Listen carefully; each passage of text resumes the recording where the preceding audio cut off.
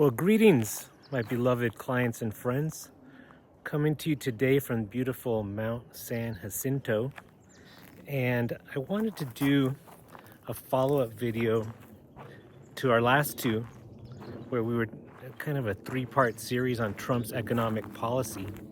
And in the first one, we just kind of did an overview and talked about how it made sense to look at Trump's policy in the aggregate. And in the second one, we answered the question, are Trump's policies inflationary? And we concluded that supply side policies, which Trump is largely following, tend to be deflationary. But at the end, we said one element of his economic policies is a kind of a de-globalization. Okay, and two things in particular. One is tariffs, and the other is his tight immigration policy. Okay, so those two tend to be, like we talked about, the government intervening to change what the market would do in and of itself. And we saw that when the government intervenes, it's almost always inflationary because they're not allowing the market outcome. And if we start with tariffs, the market outcome would be for the lower cost producer to have an advantage. So if someone's producing in a foreign country that has lower costs, lower labor costs, or lower capital costs, well, they're going to have an advantage, and they're going to be able to come into this market and really dominate because they have a cost structure advantage. Okay, and it was kind of like Geico, which was Warren Buffett's probably his greatest investment ever. That he discovered it early in the 1950s, and 70 years later he still holds that position, and it's probably been his greatest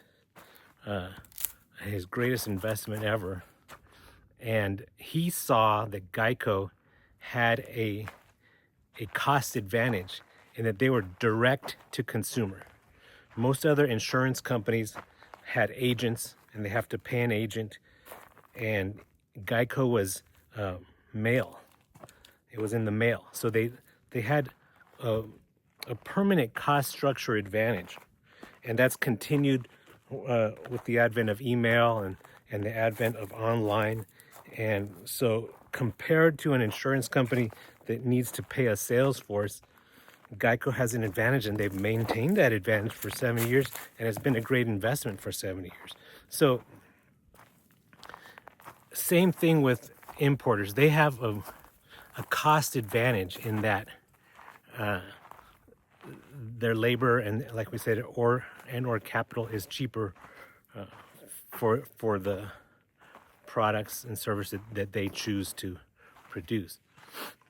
So they're going to have an advantage. So tariffs would be in effect an attempt to level that playing field so that the domestic producers have a chance.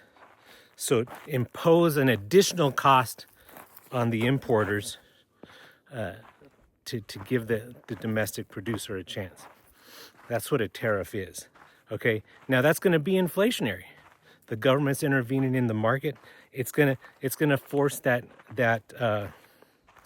foreign supplier to do one of three things, or all three of three things, or a combination of these three things. One is to accept lower margins. It's going to cut into the nice profit margin that he has because it's going to be an increased cost. So one, he's not going to be as profitable because it's going to cut into his margins to offset this tariff. The second thing he would have to do is raise his prices, right? He's going to have to raise prices, and that obviously is the inflationary part. He raises his price to cover his additional cost of paying these tariffs, and then the consumer ends up paying that tax ultimately, right? The the foreigner pays it, but eventually the consumer pays it too, in the form of higher prices. Or the third thing is just to exit the market. Just to exit the market because it's no longer, it no longer pencils out. You know, without the tariff, he can make money in the foreign market. With the tariff, it doesn't pencil out and he just exits the market, which would help the domestic producer. So that's kind of the theory behind tariffs. Now, the other thing that a tariff is, it's a tax. It's a form of revenue to the government. And that's one thing that Trump likes about it. Like, hey, I could lower taxes on my people and raise taxes effectively on foreigners to do business in my country, which is, I have the advantage of, I have a very desirable market, the U.S. market. I'm going to tax those foreign entities. And kind of like when he said, I'm going to build a wall and I'm going to make Mexico pay for it. It sounded crazy. And people say, well, how'd you do that? How did that work out, Trump? Well, if he imposed tariffs on Mexico, he could effectively say, well, I'm going to build the wall, and because of the tariff revenue I collect from Mexico, they're effectively paying for my wall. You know, so it could be a way, because they say, well, if he lowers taxes, how's the government going to generate enough revenue?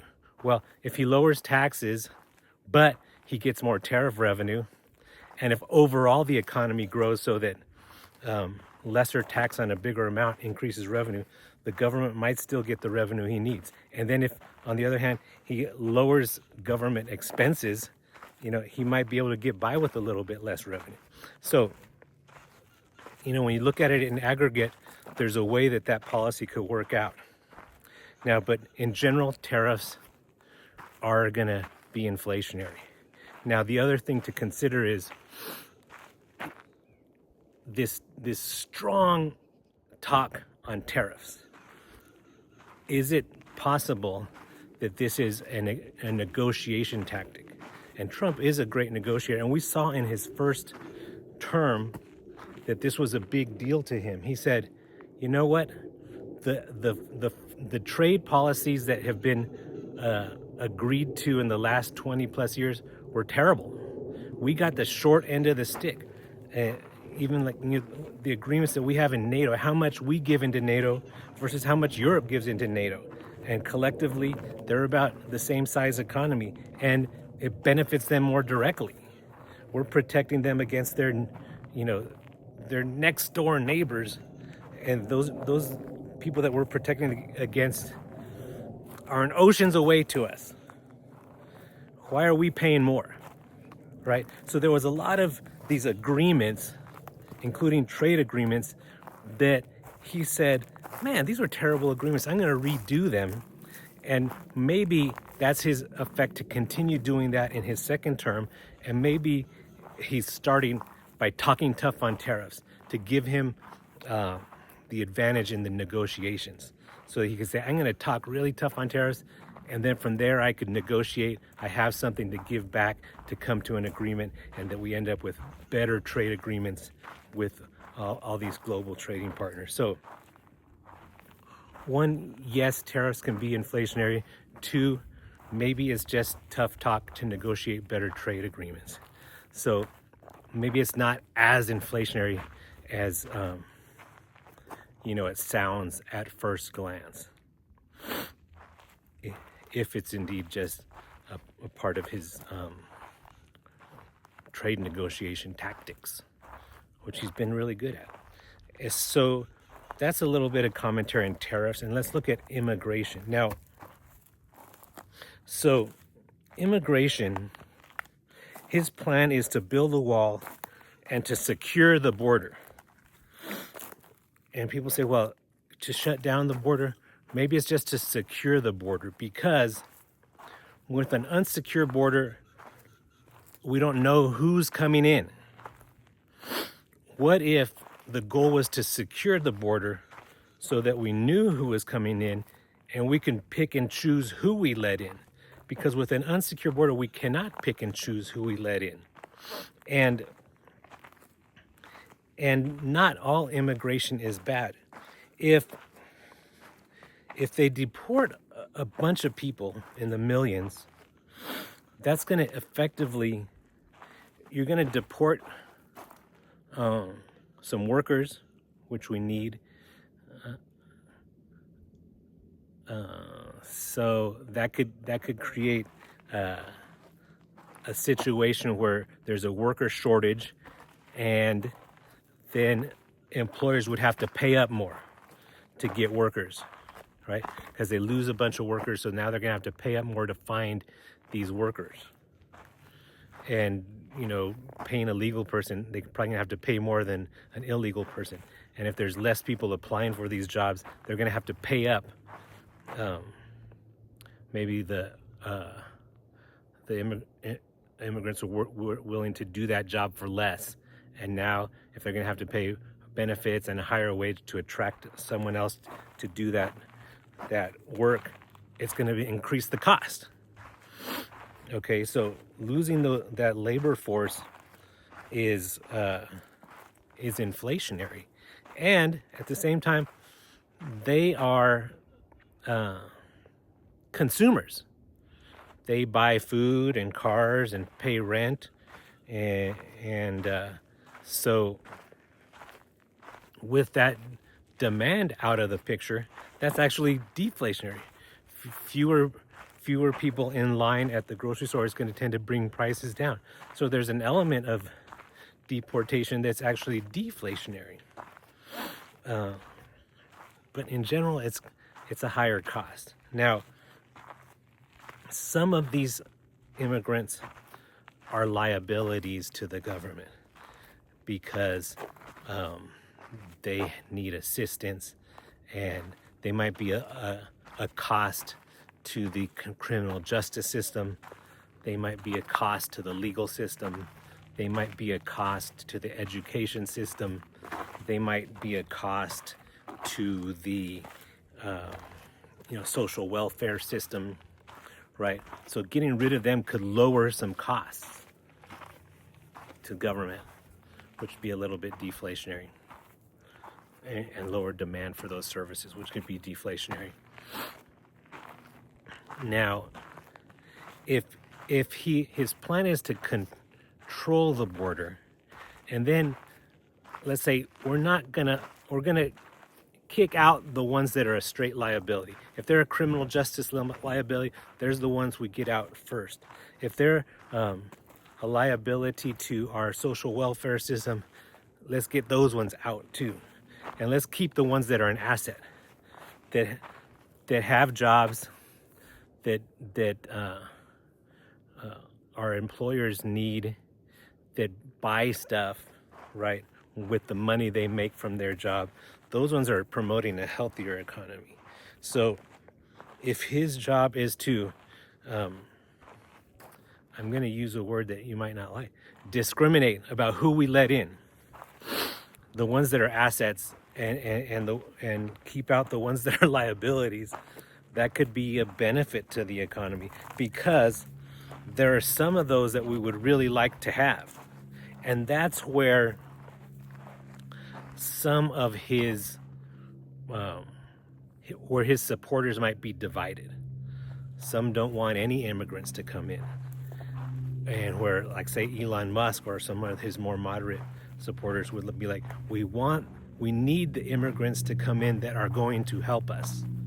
Elon Musk himself is an immigrant, and he's done a lot for the economy as far as making us competitive globally in the EV space, hiring a lot of people, taking down a lot of real estate for his businesses, paying taxes. So, that type of immigrant we would want. And here's the thing, when we acquire that type of immigrant, it's a double win. We win by having him on our team, and the other team loses by losing him on their team. Think about, like, if the Lakers were trying to compete against the Golden State Warriors, and they both get to the playoffs, but they end up losing because Steph Curry is so good. What if the Lakers were to pay a lot of money and get Steph Curry on their team? That would be a plus to the Lakers, and at the same time it would be a minus to the warriors. It would make them stronger and their enemy weaker. So it's like a +2 versus, let's say they just pulled a guy out of college that was really good. That'd be a plus to them, but it wouldn't be a minus to the warriors. So if, going back to Elon Musk, having him on our team instead of on South Africa's team is a win to us and a lose to them. It makes us doubly more competitive. So if our immigration policy was to recruit the best talent globally, let those ones in, it could give us a really huge advantage.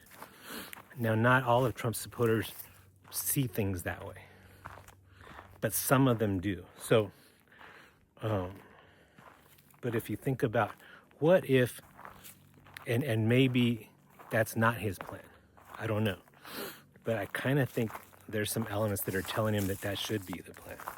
A, secure the border. 2, get rid of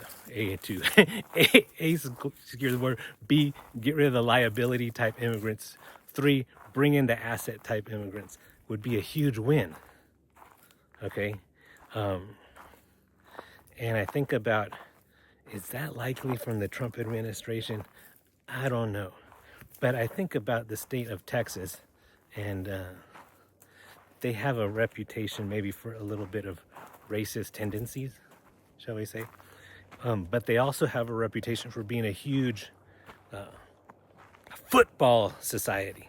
Football is almost like religion there. And the high school teams have stadiums that look like college stadiums. And the college teams have stadiums that look like pro stadiums. And Friday night, everyone's out there rooting for the team. And, you know, Saturday, everyone's out there rooting for the college team. And there was a guy, they called him the Tyler Rose. And his name was Earl Campbell. Hi. And he was from Tyler, Texas, a black guy. Okay, and guess what? Tyler, Texas is kind of country. They would have I think their tendency would wanted to A, win football games, but B, have an all-white football team.